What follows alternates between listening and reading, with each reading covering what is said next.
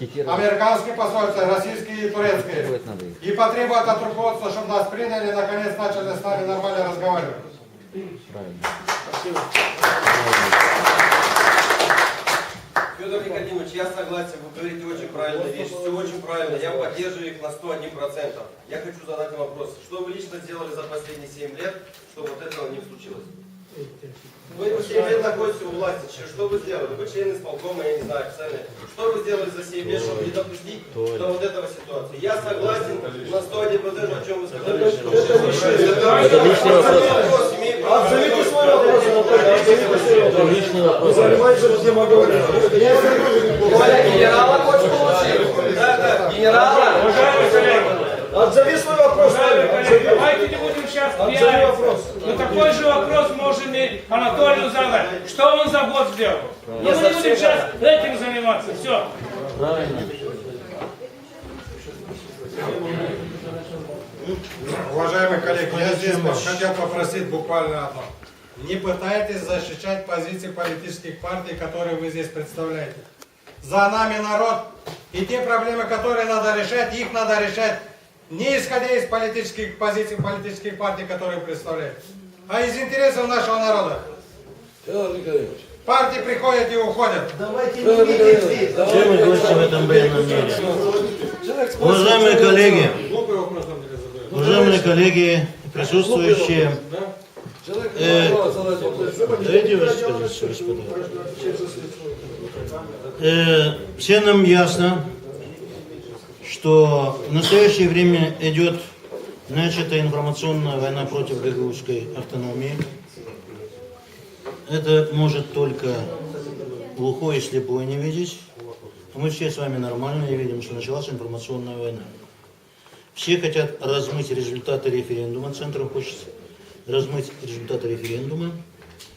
Поэтому я считаю, что в сложившейся ситуации все почему-то говорят, что Гагаузия нарушает, Центр во всяком случае все время говорит, что Гагаузия нарушает то, нарушает это. Хотя, честно говоря, Гагаузия не нарушает вообще ничего.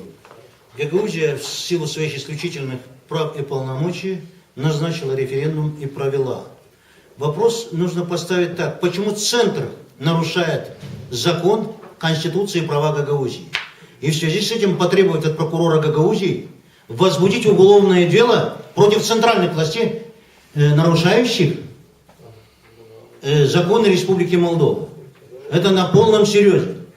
Потому что если Центр позволяет себе возбуждать уголовные дела при отсутствии события преступления, это верх беспредела, наглости и цинизма.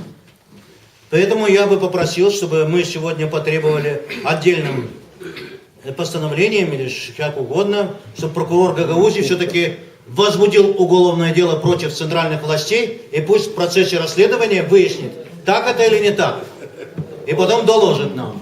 Это раз. Да, господин прокурор здесь. Это раз. Нас уже некоторые руководители партии, типа господина Гимпу, возвращают к 90-м годам. Помните, в 90-х годах висели плакаты «Лучший Гагауз, мертвый Гагауз, дадим Гагаузам по метру земли для могилы». Сейчас господин Гимпу заявляет, что они нам, видите ли, Гагаузам дали ложку, вилку, хлебом накормили, а гагаузы такие неблагодарные, нож воткнули, видите ли. Да это же вообще бред сумасшедший. Потому что никогда территория Буджака не входила в состав Республики Молдова. Или Молдовы, сейчас Молдовы. Даже при Кантемире, когда Петр I и Кантемир заключали мирный договор, граница проходила по Днестру, Буджак не входил в эту территорию, на территории, где мы живем. На этой территории мы пришли благодаря русским царям, которые дали каждому по 50 десятин земли, освободили на 50 лет от всех податей. Поэтому господин Гимпу не имеет ни морального, ни юридического права заявлять, что мы пришли на его землю и воткнули нож, видите ли, в спину или в грудь ему. Ничего такого нету и не должно быть.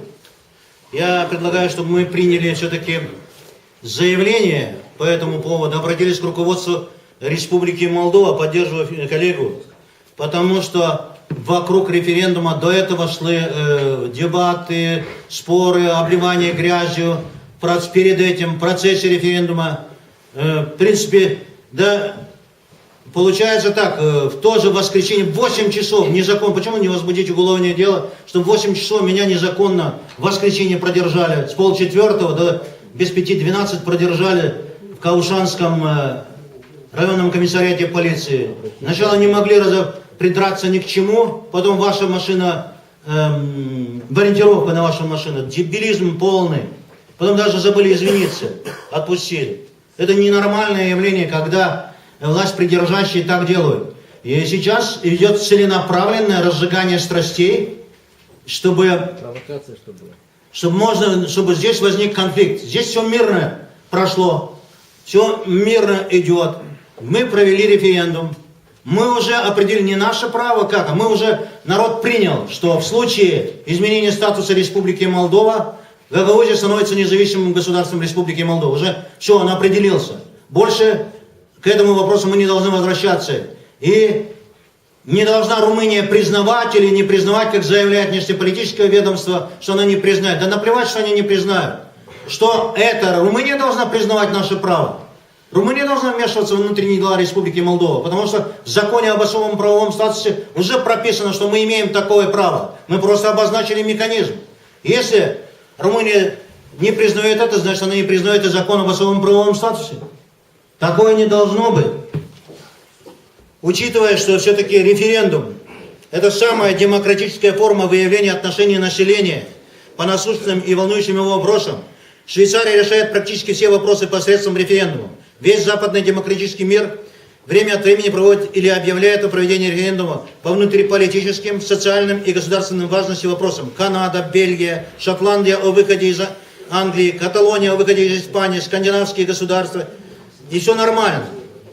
Ну, к примеру, референдум во Франции вообще вынудил Европейский Союз пересмотреть интеграционную стратегию развития Евросоюза посредством референдума. А нас сейчас пытаются по-другому. Дошло до того, что в принципе, по высказываниям господина Филата, последним, что оно опубликовано, господин Филат фактически призывает депутатов Народного собрания Гагаузии обратиться, инициировать парламент Республики Молдова вопрос о том, чтобы подобный референдум прошел по всей республике.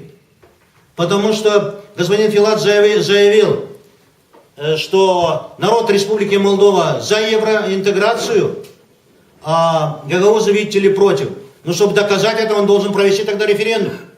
Ну, он, высказывая это так эмоционально, практически призывает и своих членов партии, и депутатов Народного собрания, и других депутатов инициировать подобный референдум по всей республике.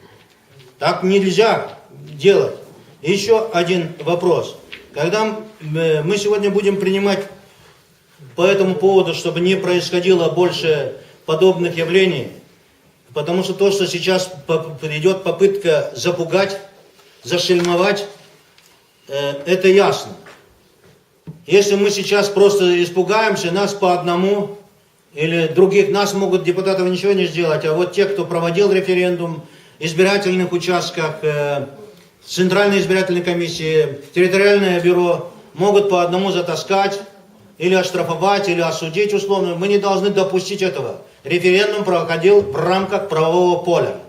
То, что Камрадский суд принял постановление, вернее решение о том, что он незаконен, по этому решению мы не проводили референдум. Мы проводили референдум по постановлению от 31 января 2014 года, который суд не объявлял ни незаконным, и по нему не принимал никаких решений. То, что есть решение суда, мы его с Божьей помощью успешно обжалуем до конца, откажут, потом обратимся в Международный суд. Я посмотрю, как Международный суд и Европа будет выкручиваться, когда есть решение Венецианской комиссии о том, что нормы, любые законодательные акты и нормы Республики Молдова не имеют юридической силы на территории Гагаузии, если они противоречат нормам закона об особом правовом статусе. Поэтому я предлагаю, чтобы мы с вами сегодня обсудили. Есть два проекта постановления. Я предлагаю в обоих есть положительные, есть нормальные. Предлагаю создать редакционную комиссию, принять это постановление. Пусть оно не будет угрожающего характера, корректное, но жесткое, чтобы руководство Республики Молдова все-таки осознало, что нельзя путем уголовно-правовой дубины решать политические вопросы, тем более такие, какие сейчас у нас возникли.